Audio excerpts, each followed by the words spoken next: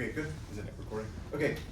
Welcome back. Yeah, so I guess we only have maybe 3 more lectures, including today, and then there will be Thanksgiving break, and then there's the one day after with final presentations. So yeah, let me finish saying a couple things about ordered polytopes and chain polytopes, and then I decided I'll talk about braid groups and Artin groups. Okay, so remember we have the ordered polytope.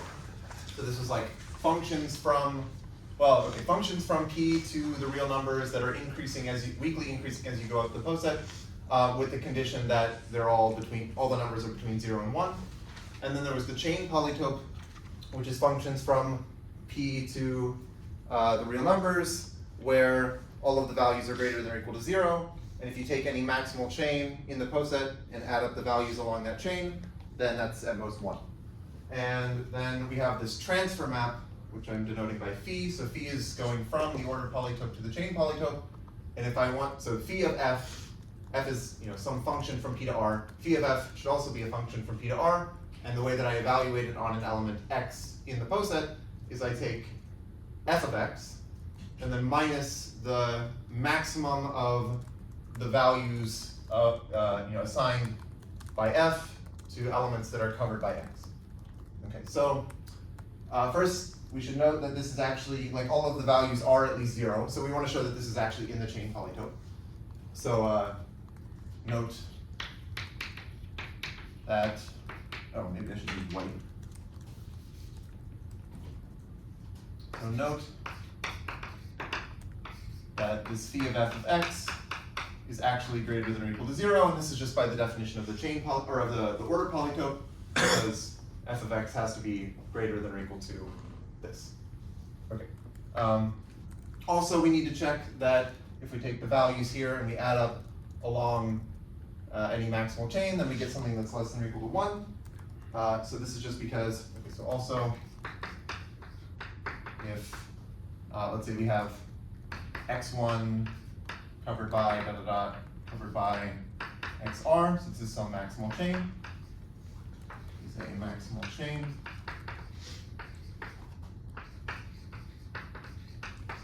Then, basically we just do a telescoping sum. We just say that the sum from I equals 1 to r of phi of f of xi. Well, okay, so this is going to be, well, let me write it this way. It's less than or equal to f of x1 plus the sum over sum from I equals 2 to r of f of x I minus f of x I minus 1. Right, this is just because, well, first of all, I guess, okay, when I write this, I'm sort of assuming that, like, the thing covered by a minimal element is this 0 hat. So think of this as like living inside of the p hat, where I've added this extra bottom element 0 hat and this extra top element 1 hat, so that the things covered by, like, if x is a minimal element, this is just f of 0 hat, which is 0. So that's why phi of f of x1, since x1 is a minimal element, this should just be f of x1. But then for each of the other terms, I'm just saying that phi of f of xi should be at most f of xi minus f of xi minus 1, just because of this definition. Okay. And then this is just a telescoping sum. So this is equal to f of xr, and that is less than or equal to 1, again by the definition of the ordered polytope, because all the values of f are between 0 and 1. So the conclusion is that phi of f, is actually it's like actually a point in the chain polytope. And then the theorem that Stanley proved,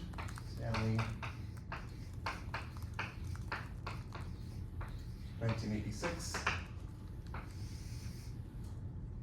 is that the transfer map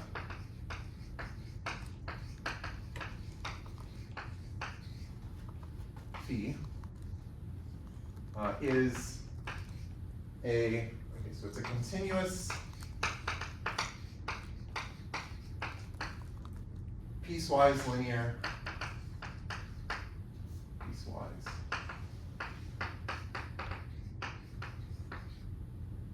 bijection from the order polytope to the chain polytope.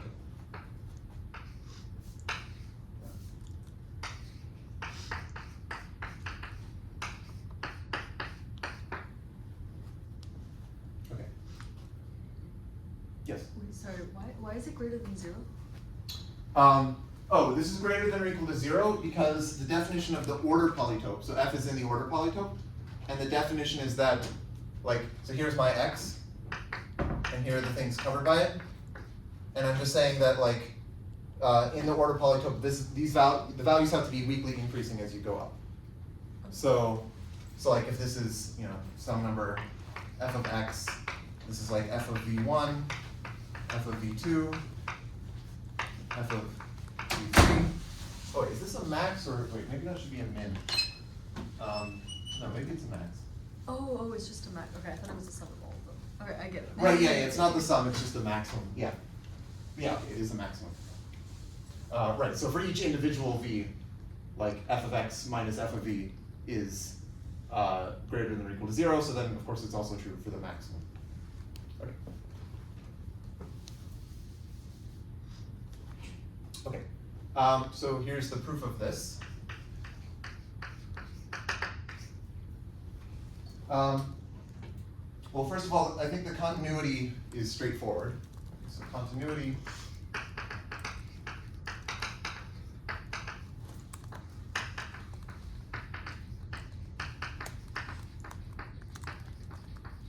just by the definition. Right, like if you change f a little bit, then this is only going to change a little bit. So now, let's say for each linear extension, so I want to do this piecewise linear thing. So for each linear extension, let's say u1 through um of p, and here when I say linear extension, I mean this is like a list of the elements of p, but so that they are sort of going weakly up the poset. So for each linear extension of p, the map phi is linear on a certain simplex, and it's the simplex in the order polytope, which is this. So it's the set of f in the order polytope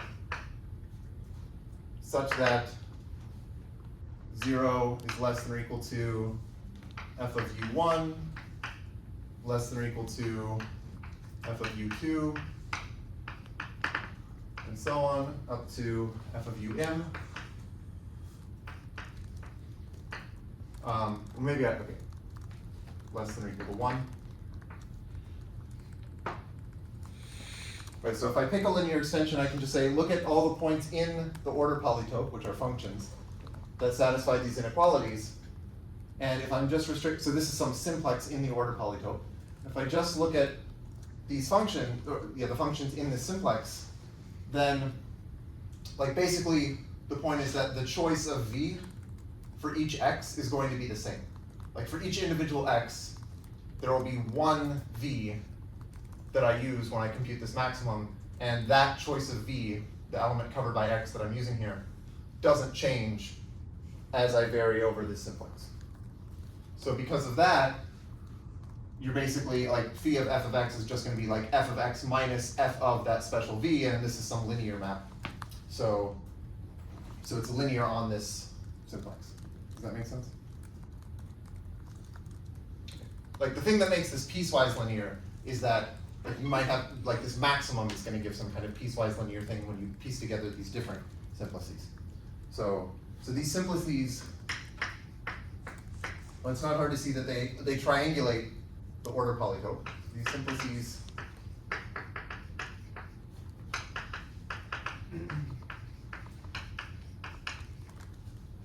so what do I mean by triangulate? Well, basically that they cover the entire order polytope, and they only intersect along facets. Right? So you can imagine like a triangulation. If this was the order polytope, you might have something like this. Here's one simplex and here's another simplex. But then you can imagine doing something in higher dimensions as well, where you have a higher dimensional polytope, but you're sort of like subdividing it into these simplices. So these simplices triangulate O of P, and so that means that phi is piecewise linear.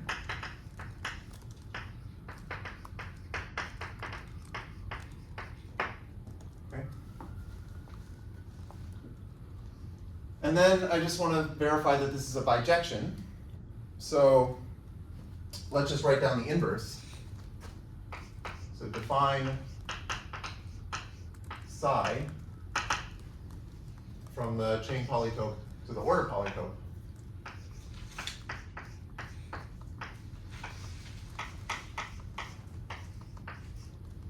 By psi of g of x. This should be the maximum of g of y1 plus da da da plus g of yk, let's say, such that such that y1 da da da yk, so this is like a part of a maximal chain that ends at x. Okay, so what I'm saying is, you take your poset and you have this element x, and you want to say, okay, what if I have my g is some function in the chain polytope, how do I compute psi of g of x? Well, I just look at all of the maximal, all of the saturated chains that go from the bottom up to x, or in other words, like maximal chains of the order ideal generated by x. And among all of those chains, I just take the maximum of this this sum. And you can check, so I guess I won't do this, but one can check that these are inverses.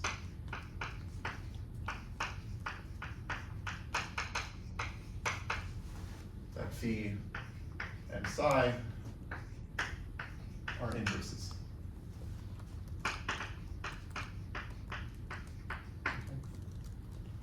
So this is giving some kind of nice connection between the order polytope and the chain polytope.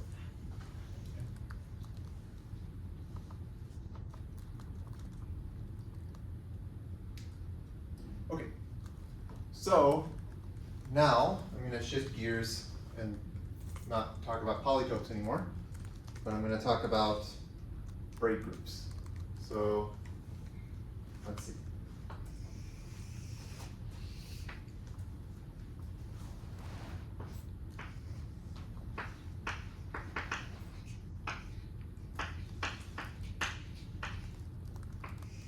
Braid groups. Okay, so first, let me just define the nth braid group.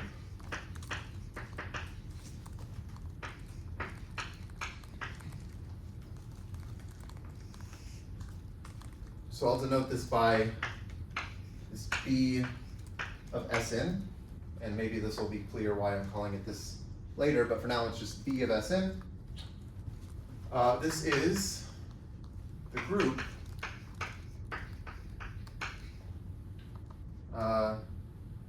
so it's the group with this presentation. So it's B of Sn is going to be generated by some elements that I'll call sigma 1 through sigma n minus 1.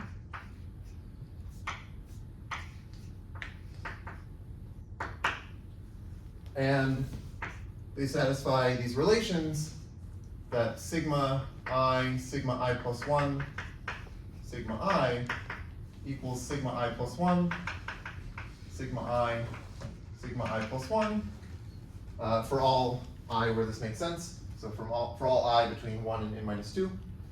And also, we have sigma I, sigma j is the same as sigma j, sigma I, if I and j differ by at least 2. Okay.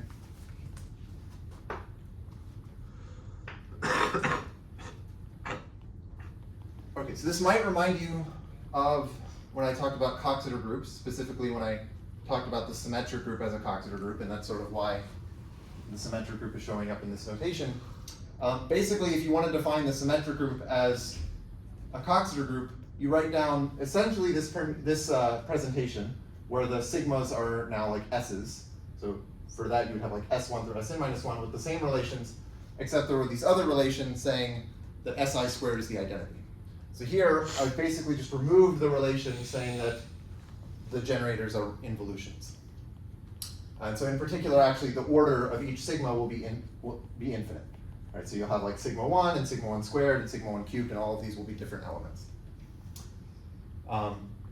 So actually, the symmetric group is a quotient of the Braid group because you can just impose these extra involution relations.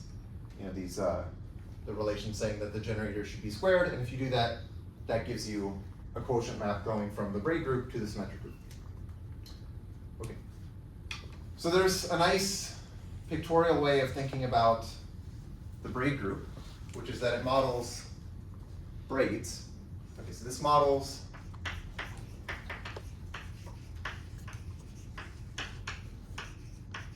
braids with n strands.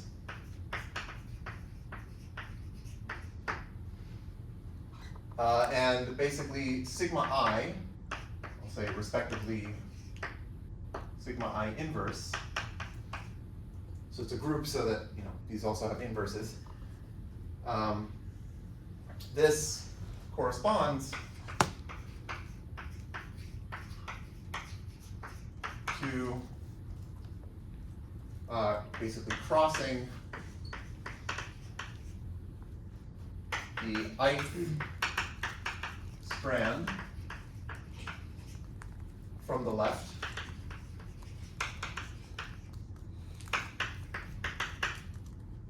over, or respectively under.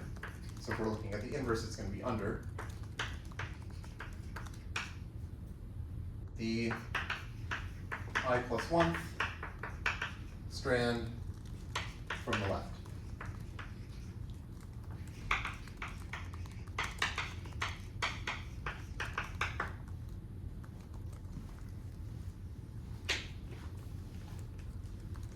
Okay, let me draw some pictures of this because I think the pictures are helpful.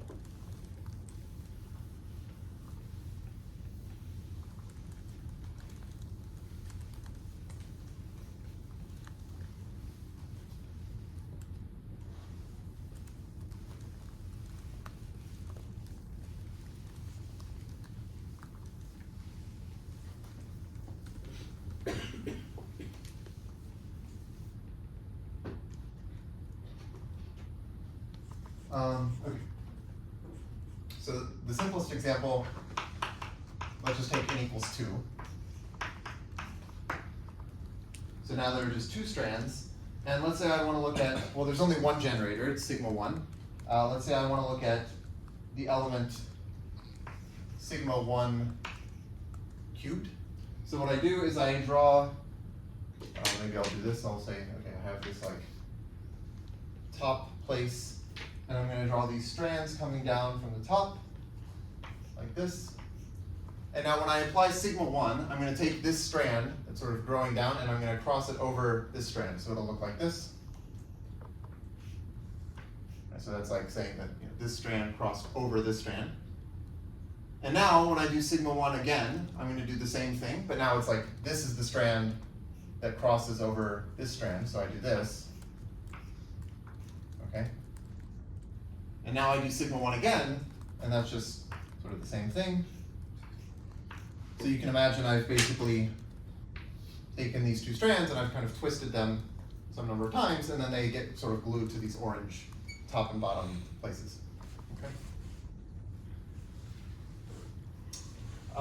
Now, okay, maybe I should also point out that, well, there's an easy relation, which is that, okay, sigma 1 cubed should be the same as sigma 1 to the fourth times sigma 1 inverse, obviously. Okay, so how do we see that? Well, if I do this, okay, let me try to draw what sigma 1 to the fourth sigma 1 inverse is. Well, I draw my strands again, and I do the same kind of thing. I do sigma 1, and then I do sigma 1, and then I do sigma 1, and then I do sigma 1 inverse. And for sigma 1 inverse, I again cross them, but now this strand goes under, so it'll be like this, and then it ends. And the point is that, like, topologically, these are the same thing, right? Like, this is, I've sort of twisted 3 times. Here I kind of twisted 3 times, and then I just like didn't, like I sort of untwisted. Like you can imagine just taking this piece of this strand and moving it over here and getting this. I think you're missing one. Oh, am I missing one? Oh, one. Yeah, it's Sorry, wait. 1, 2. I think it's my one is sigma 1 cubed, sigma 1 inverse. Oh, yes. Sorry, my bad. Yeah, I did. Yes, thank you. Great. Okay. So it should be, I was wondering why they ended on the same level, actually. I was like, that's confusing. Okay, thank you. Yes, okay, so this is, now that is sigma 1 to the fourth, and then I do sigma 1 inverse. Right, thanks. Okay, that makes sense? Okay. Again, what I was saying still holds. You're basically just taking this strand and like undoing, moving this over, and so then this picture is basically, it's like homotopic. Or, yeah, to this, it's the same thing.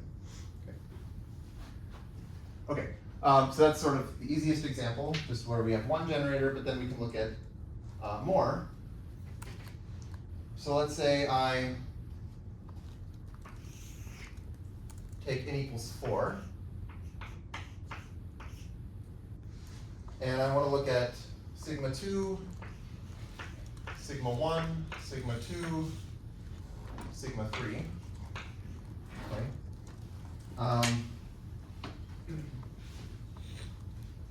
So it's going to be like this.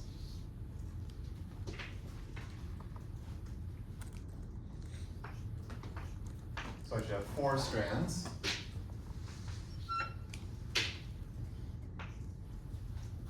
And first I'll do sigma 2. So if I do, I guess I'll read it, I'm reading from left to right. So if I do sigma 2, I do this move. And these just kind of don't do anything, they just go down. And then I do sigma 1. So if I do sigma 1, that's going to be like this. And these just go down. And then I do sigma 2. Let me make this.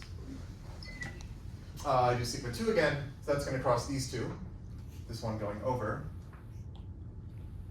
These going down. And then sigma 3 is going to be like this.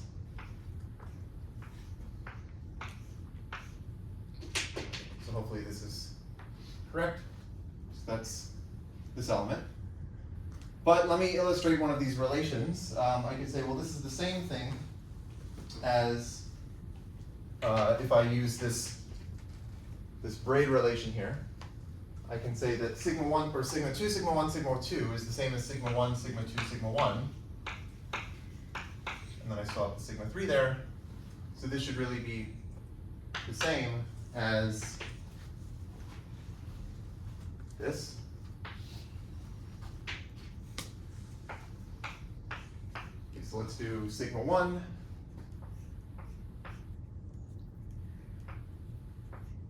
These go down. And then sigma 2. These go down. And then sigma 1. These go down. And then finally sigma 3 again at the end.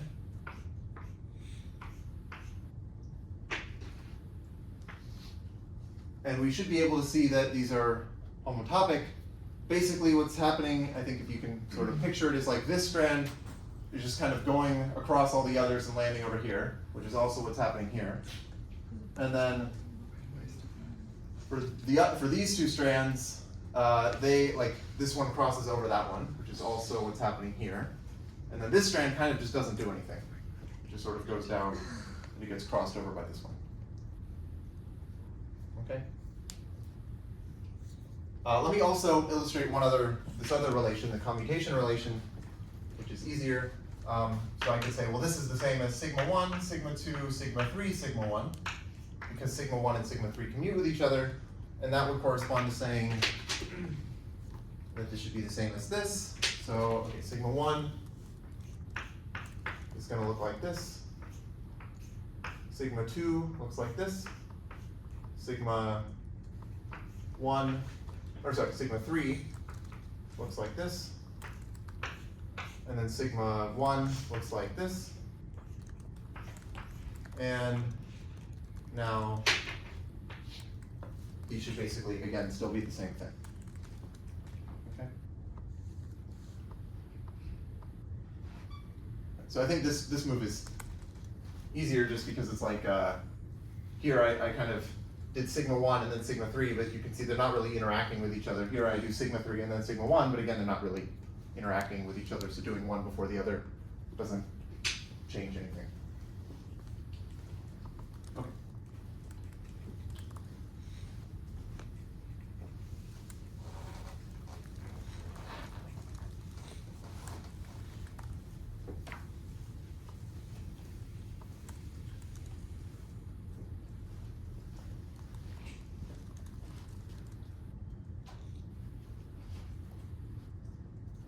Okay, so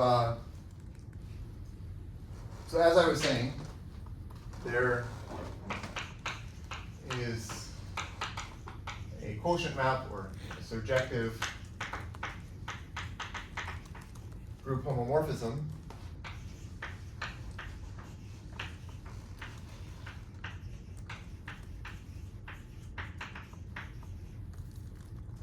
going from the Braid group P of Sn to Sn, and basically it's given by saying that you want to send the generator sigma I to the simple reflection or simple transposition Si in the symmetric group. And if you apply this to just like a braid that looks like this, well then you get a permutation that's naturally associated to the braid. So this yields I'll say the permutation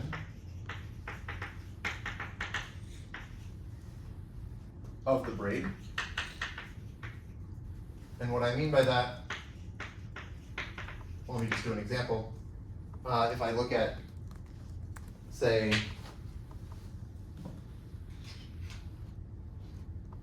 this picture here, I can label the strands 1, 2, 3, and 4 like that, and then I just look at like where they end up, and I label them down here. So 1 ends up here, 2 ends up here, 3 ends up here, 4 ends up here, and now actually I'm worrying that maybe I mixed up left and right. So let's make sure that this is correct. I think this is fine actually. Yeah, this should be fine. But okay, well I can even just do it. Like if we wanted to compute what is,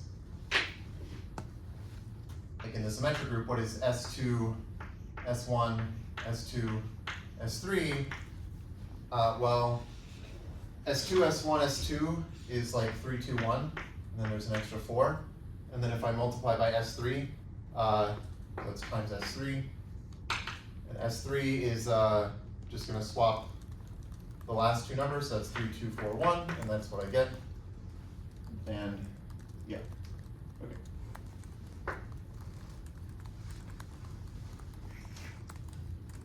Okay, so this is what I mean by the permutation associated to the braid, and this is like pictorially how you could think of this homomorphism. It's just take this braid, which might involve like overcrossings and undercrossings and stuff, and just map it to this permutation. right? So like if you did this for n equals 2, well, there are infinitely many of these braids because you could just sort of keep twisting over and over, but they all just get mapped to either the identity in S2 or like the transposition in S2. Does this, like, when we do this homomorphism, is this exactly the same as like the quotient to the Coxeter group? Yeah. Yep. Yeah, they're the same thing. Yeah, so it's just taking the presentation of the braid group and saying, let's add in these extra relations that we want the generator's square to be the identity.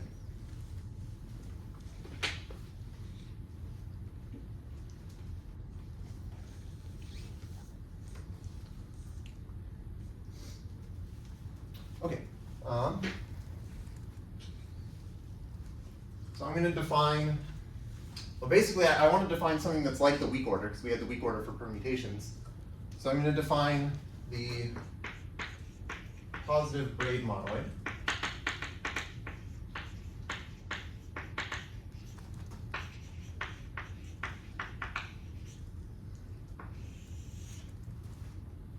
This is the submonoid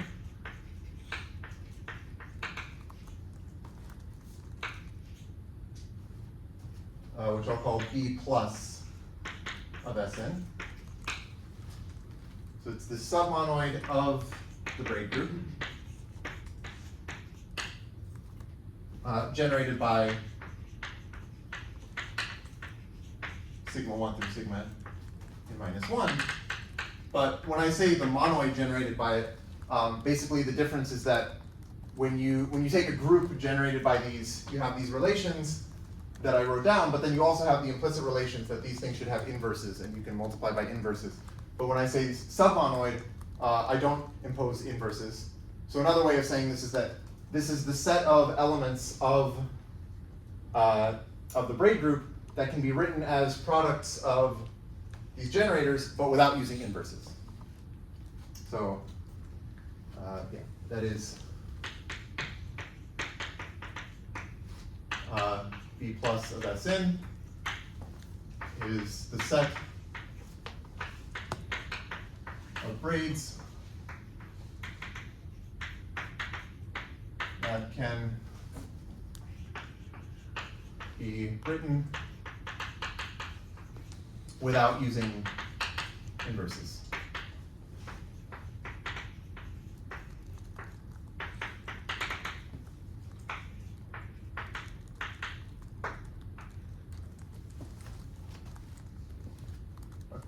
And if we have such a way of writing it, then this is called a positive expression. This is called a positive expression.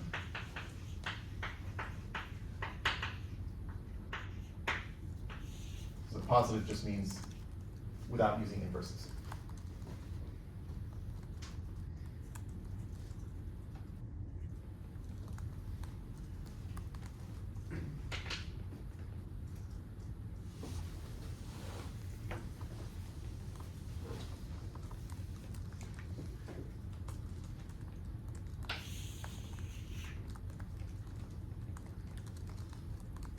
Okay, so if I have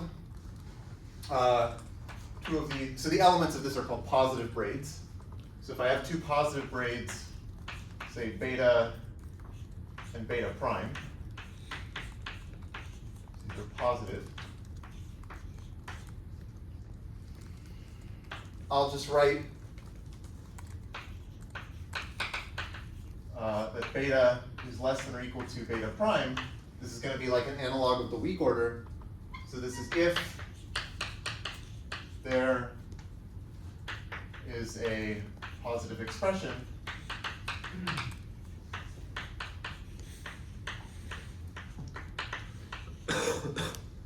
for beta, or wait, sorry, for beta prime that contains a positive expression for beta as a prefix.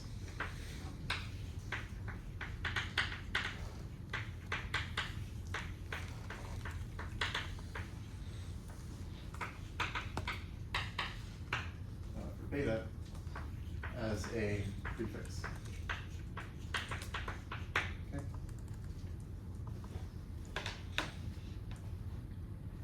And we can call this, let's just call it the weak order on the positive braid monoid. This defines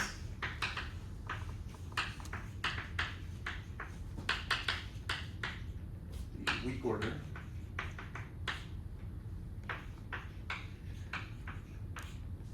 on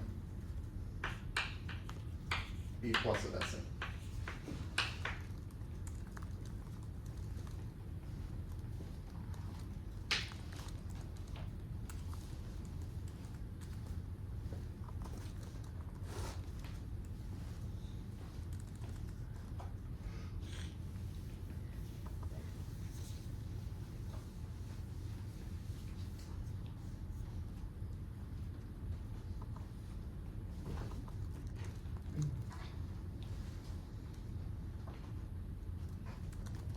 Okay, so here's a theorem.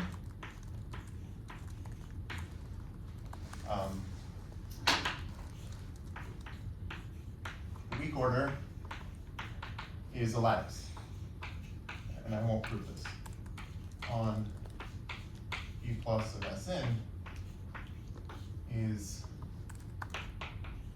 a lattice.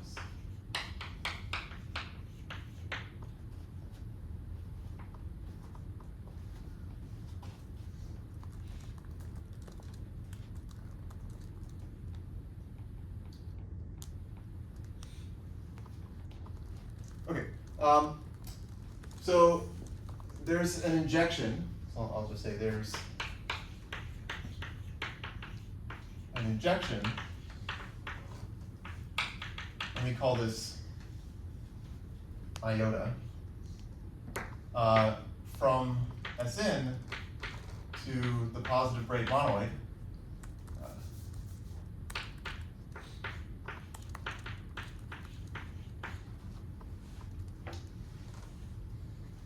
And you can think of this as, well, often this is called a lifting of Sn to the positive braid monoid. And basically what you do is you pick a reduced word for Sn, for the element of Sn, and then you replace all the S's with sigmas. So like if I wanted to lift this permutation 3, 2, 4, 1, I just pick a reduced word like S2, S1, S2, S3, and then I replace it with sigmas, and I get this element. And the claim is that this is actually a well-defined lifting in the sense that I could have chosen a different reduced word. Like I could have chosen S1, S2, S3, S1, which would have then lifted to this word, or this element. But the point is that these are the same because we have these relations. Okay, so to compute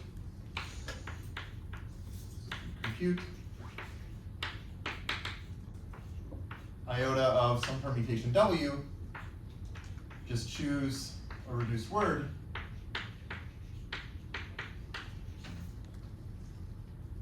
for W, and then replace each SI with sigma.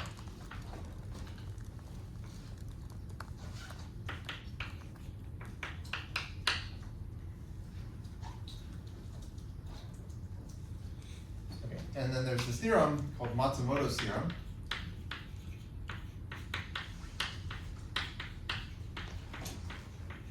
which actually is more general, but I'll just state it in this case of the braid group for the symmetric group.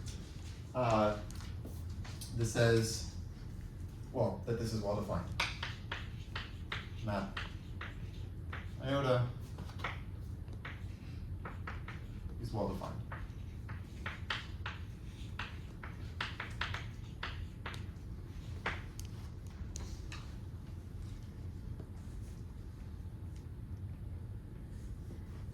Maybe I should say why this isn't totally obvious. Like, okay, what is this saying? This is saying that you hand me two different reduced words for a permutation, and I want to know that I can get from one to the other one by doing these braid moves and commutation moves, which are basically the generator, or the relations that I wrote down for the braid group, but like applied to the S's, right? So I can get from S2, S1, S2, S3 to S1, S2, S3, S1 by doing a braid move like I did here, and then doing a commutation move like I did here.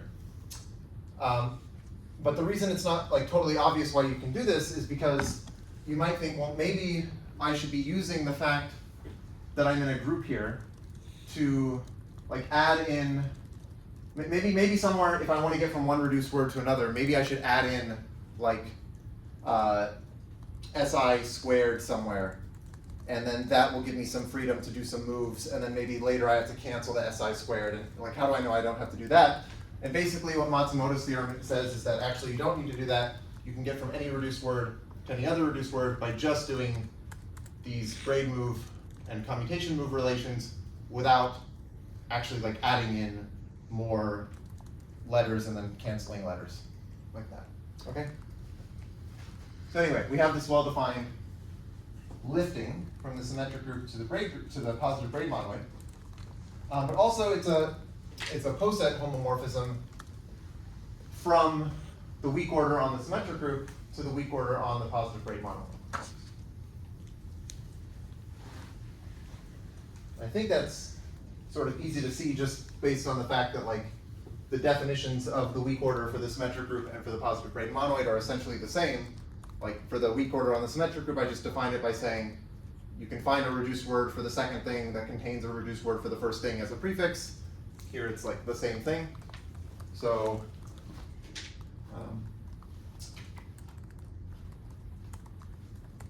also this map iota is a Poset homomorphism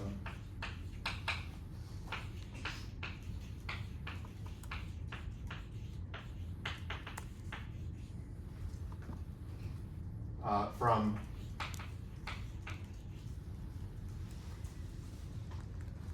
the weak order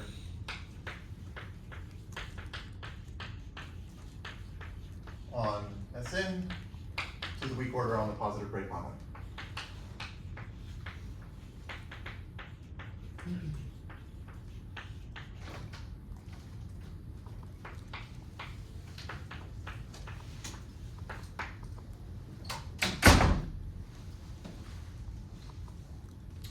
Okay, and in fact,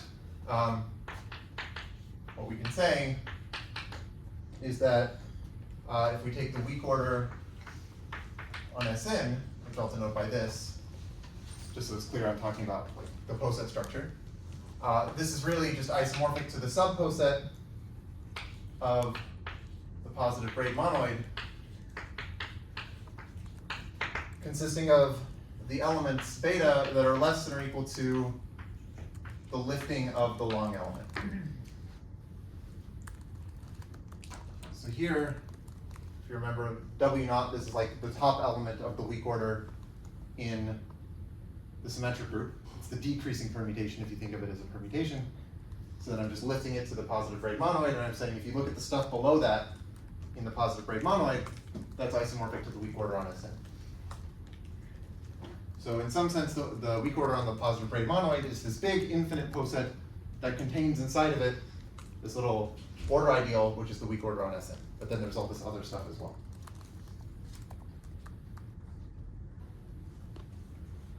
Okay.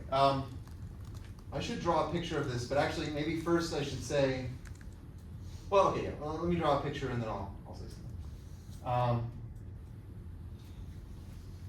Let's see.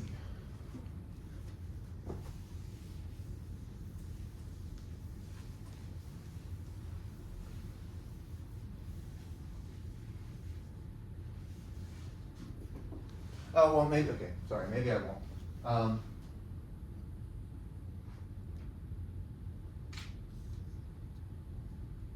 Yeah, okay, let me first just mention that you can do this for other Coxeter groups as well. Like I started with the symmetric group and I basically said, let's just get rid of the relation saying that the generator is squared or the identity.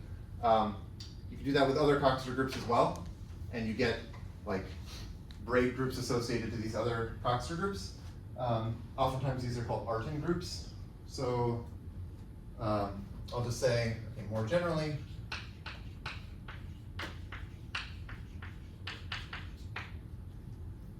if we let W be a Coxeter group,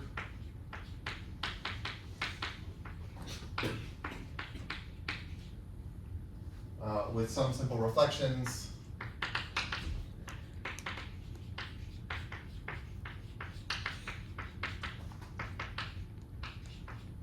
S1 through SR, so these are just now the generators for this Coxeter group.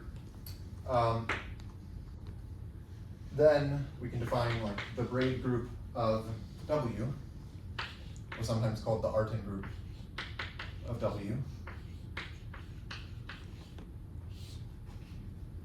Of W is, well, it's this sort of the same presentation that I wrote down earlier, but now it's B of W.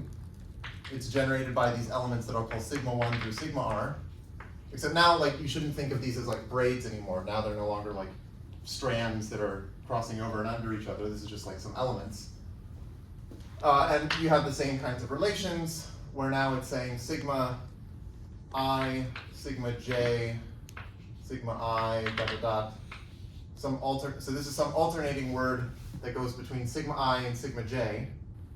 And the length of this should be this number m of Si, Sj that I chose when I was defining Coxeter groups. And this should be equal to the same thing, but if I start with sigma j.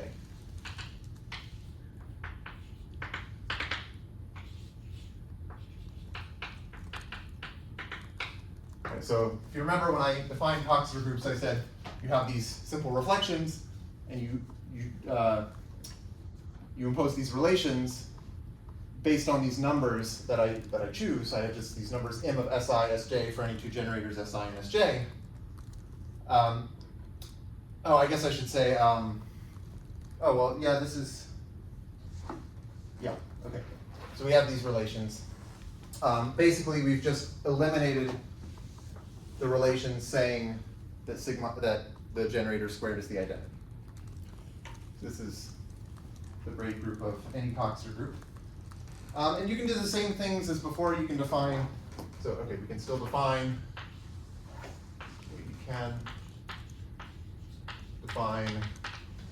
the positive Braid monoid as before.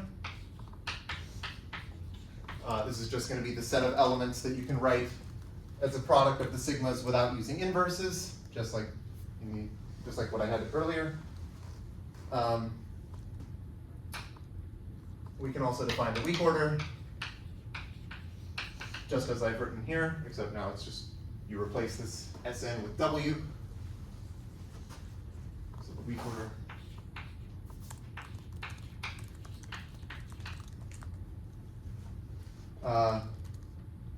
And you can also define this iota, right? This map iota, where you choose a reduced word for your element of the Coxeter group, and you just replace the s's with sigma.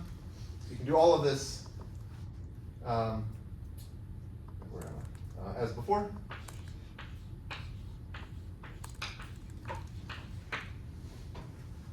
Also, Matsumoto's theorem still holds.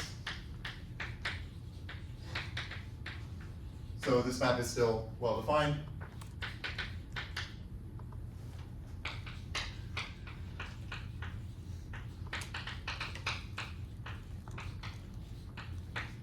So I think earlier when I stated Matsumoto's theorem, I said it's actually more general, and what I meant by that is it also works for any Coxeter group. And also, the weak order is still allows.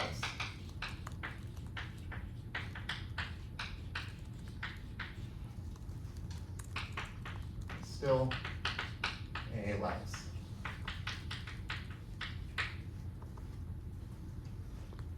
Okay.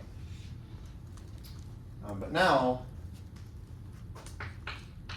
okay, the picture that I want to draw is sort of like, well, as I was saying, you can think of the weak order on your Coxeter group as like a little piece of this infinite poset, which is the weak order on the positive Braid monoid.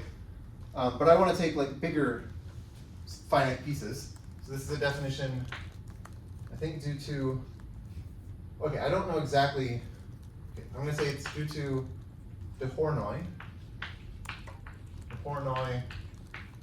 from 2007, and I think this maybe was just in the case of the symmetric group, possibly.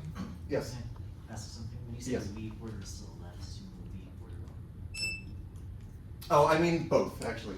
W. Okay. Is that only if W is finite? Oh, sorry. Yeah. Good point. Yes, good point. If W is, well, wait.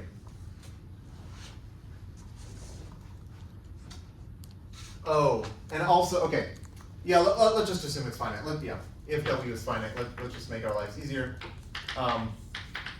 Especially because, well, I have this statement here about like the weak order on the Coxeter group being isomorphic to the stuff below the lifting of W naught.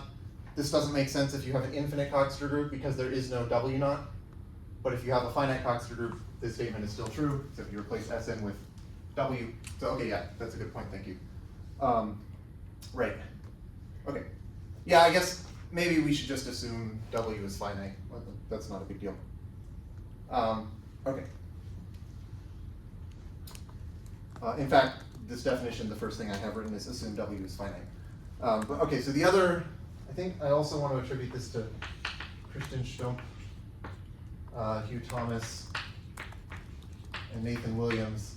And I don't know the year to put this though, because they have this like sort of monograph that like sort of this long article that they've written called Catalan Why the Foos, and so the article has like all these comments from the authors like in the margins, and you have little pictures of them, and they're like saying comments, and a lot of them I don't get the joke, but anyway, like so they wrote this I think like a decade ago or something, maybe not quite that long, but I think it's like only just been recently accepted for publication. So I'm just gonna like split the difference and say like 2018-ish. What, I don't know, that's probably a good approximation of something. So anyway, okay, so we have this definition is, okay, let's assume W is finite.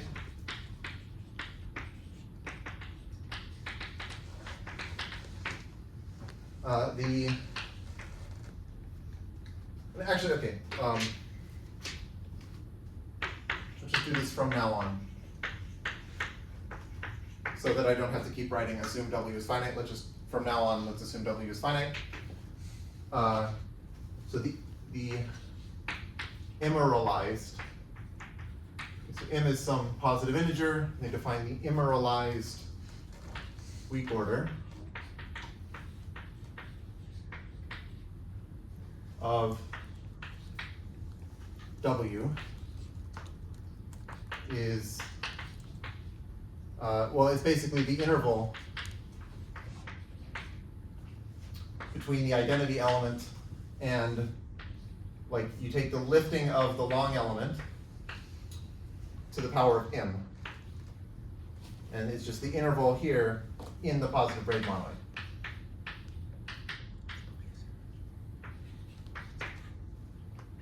And maybe I'll call this, I'll just call it W superscript m in parentheses. Okay? So if m is 1, I'm just saying this is really isomorphic to the weak order on the Coxeter group W, but for larger values of m, this is like, you can think of this as like a growing sequence of finite lattices.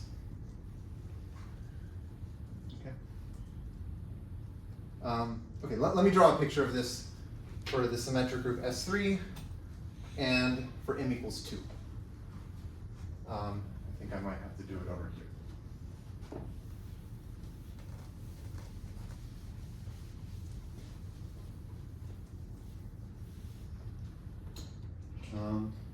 Yeah, I think maybe I'll have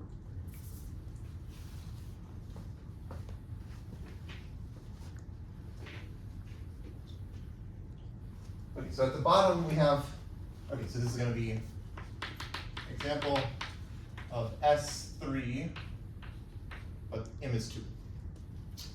So at the bottom we'll have the identity element E, and this is covered by sigma 1 and sigma 2.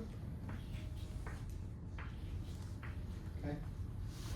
And then above sigma 1, we're going to have sigma 1 times sigma 2, but we're also going to have sigma 1 squared. Okay. I'm going to move this slightly over. Sigma 1 squared. Like that.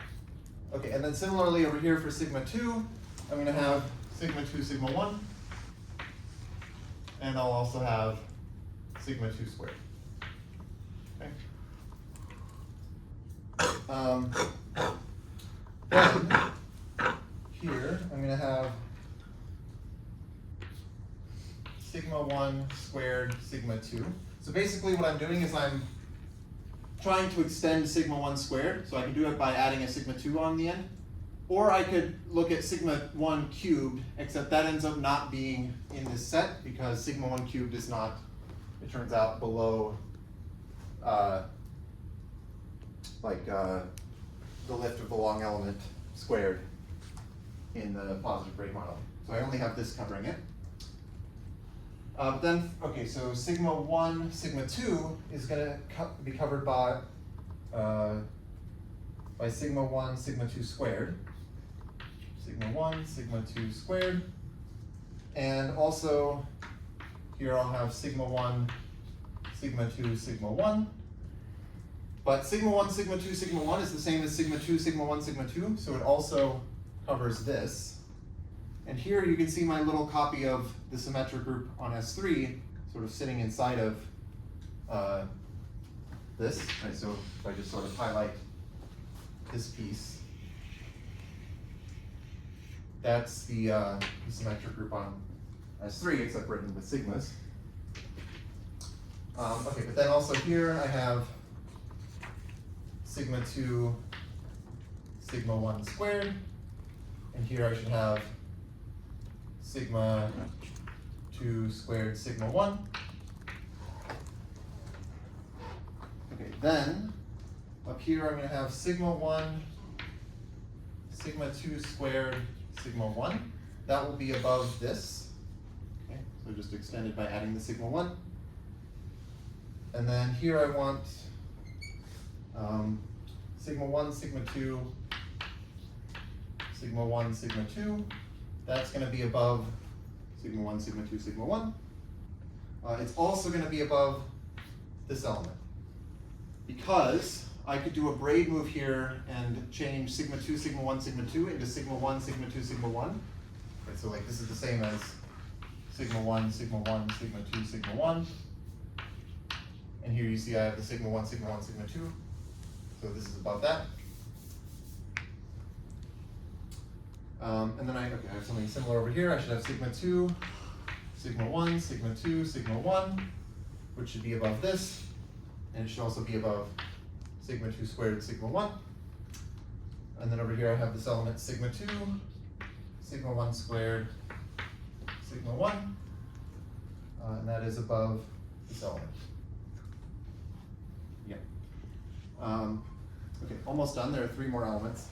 So here, I'm going to have sigma 1, sigma 2, sigma 1, sigma 2, sigma 1, which is above this, and it's above this because I can do a braid move here to change this to sigma 1, sigma 2, sigma 2, sigma 1, sigma 2. It can be anything. Are there any questions? No. Okay. And then this will be sigma 2, sigma 1, sigma 2, sigma 1, sigma 2, which is above this and this.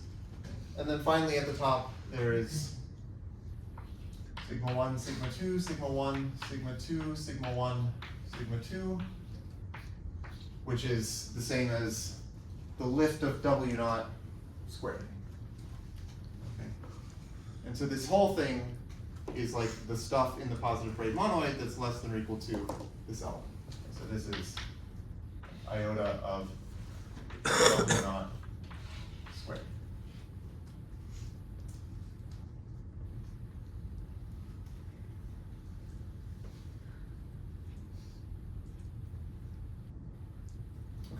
That makes sense?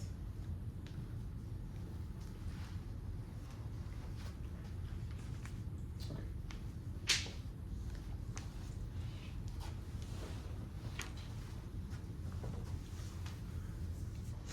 Oh, oops, I should have been erasing this.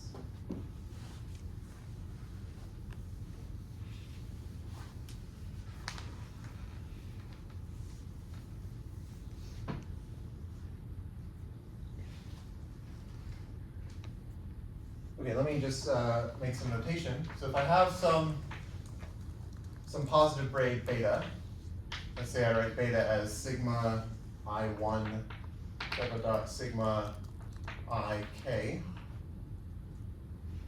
So this is a positive braid. And like for W, so yeah, it's like a Coxeter theoretic version of a braid. I'm going to let beta bar.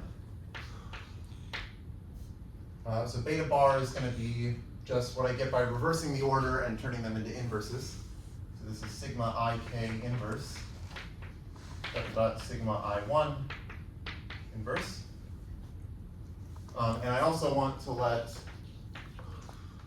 rev of beta be what I get by just reversing without taking the inverses. So rev of beta is, oh, maybe, hold on. Yeah, okay. Yeah, so rev of beta is going to be sigma IK dot sigma I1. Okay, and I won't prove this, but it's not too hard to show, I think, with the map. So this map is going to be basically an anti-automorphism of this poset. So I want to show basically that this is self-dual. If you sort of stare at it, you can see that it's self-dual. If you flip it upside down, you get something isomorphic to what you started with. And the map that you can use to do this is going to send beta to, well, I want to take the reverse of, take iota of W naught to the M times beta bar. So this map is an anti-automorphism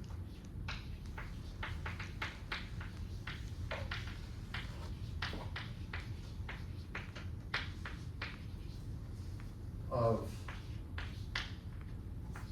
this poset.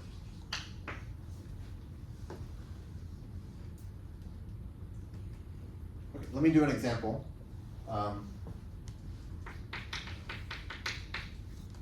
So let's say I took some element over here, let's say sigma 1, sigma 2.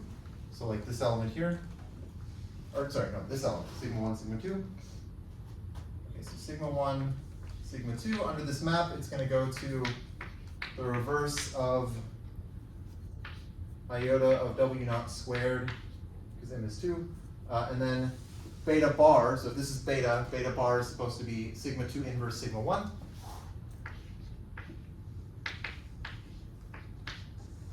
And really, this is like, you know, the inverse. Maybe I should just call it the inverse. I'm reading it from a paper where, I mean, it's the Catalan Weilerfus, and they use a bar. I'll just use the bar, whatever. Okay, so this is, so what is this? This is the reverse of, well, if you write down iota of W naught squared, you take this times sigma 2 inverse times sigma 1 inverse, you're left with just sigma 1, sigma 2, sigma 1, sigma 2. Sigma 1, sigma 2, sigma 1, sigma 2. And then, of course, this is just sigma 2, sigma 1, sigma 2, sigma 1. So that's mapping this element. So it's like this element maps to, where is this one? Yeah. Like that. And also I could do this with sigma 1, sigma 2 squared. That's going to map to the reverse of, well, iota of W naught squared, sigma 2 to the minus 2, sigma 1 inverse. Okay, what is this? Well, okay, let's write it as, it's the reverse of sigma 1, sigma 2, sigma 1, sigma 2, sigma 1, sigma 2, sigma 2 to the minus 2, sigma 1 inverse. But I can cancel a sigma 2 with a sigma 2 here, or sigma 2 inverse. So I have this. But now I can also do a braid move here and say this is rev of sigma 1, sigma 2, sigma 2, sigma 1, sigma 2, sigma 1, sigma 2, sigma 2 inverse, sigma 1 inverse. But now these will cancel and that'll cancel, and I'm left with just sigma 1, sigma 2 squared. Oh, so yeah, so I'm left with sigma 1, sigma 2 squared, but then I take the reverse of it, and I get sigma 2 squared sigma 1. Okay. And so that element is, so here I'm saying that this sigma 1, sigma 2 squared here gets mapped to this element over here. So you can see like it reversed the order because this element was covered by this one. And now the image of this covers the image of this one. So it's going to flip the order. Okay.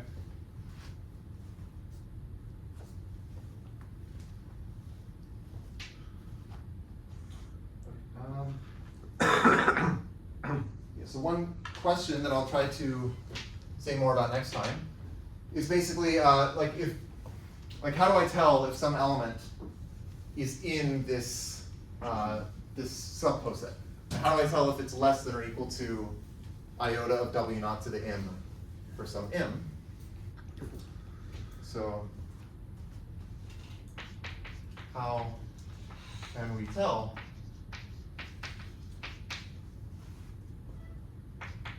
I guess, is there some procedure to tell if some element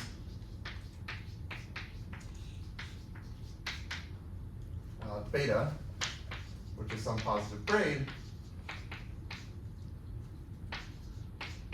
is in the set Wn.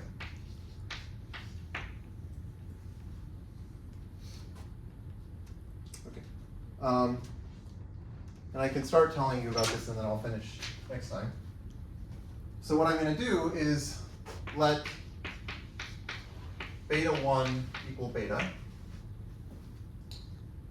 And now I'm going to say let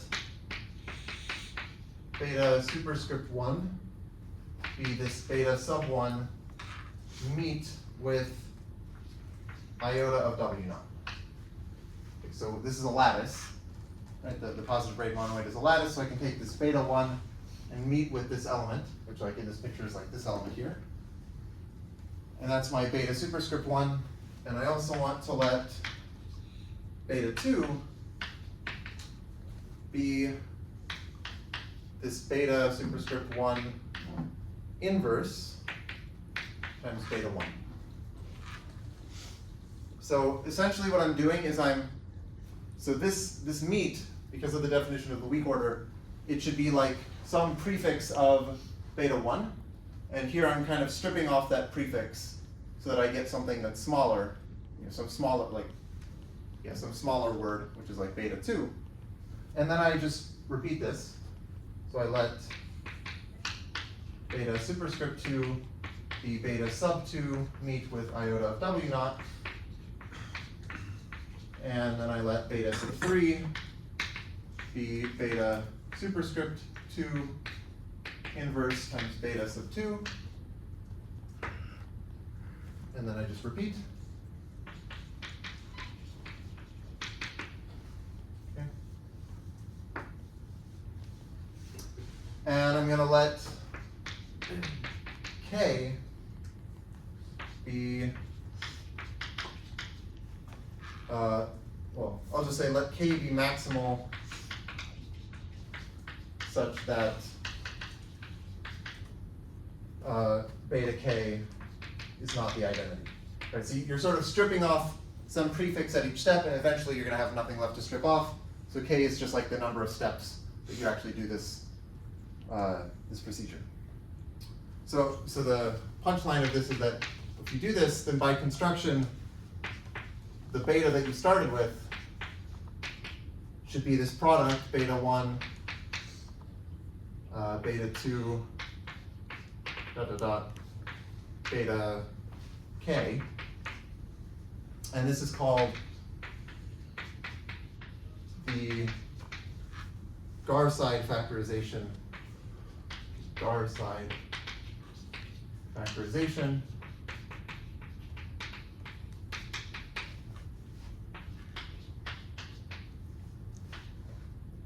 of beta. And if you, so apparently Garside was a major, and I know this because if you read Catalan Y the Fus, there's a comment on the side that says that's major Garside to you. So yeah. Okay, so Garside factorization of beta, and this number k is called the Garside degree.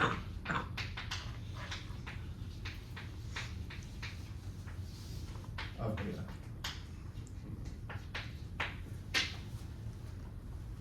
So I guess, okay, I'll say a little more about this next time, but the punchline is going to be basically that you can compute this Garside factorization, and then there are also the Garside degree, and the theorem is going to be that beta is in this set Wm if and only if its Garside degree is at most m.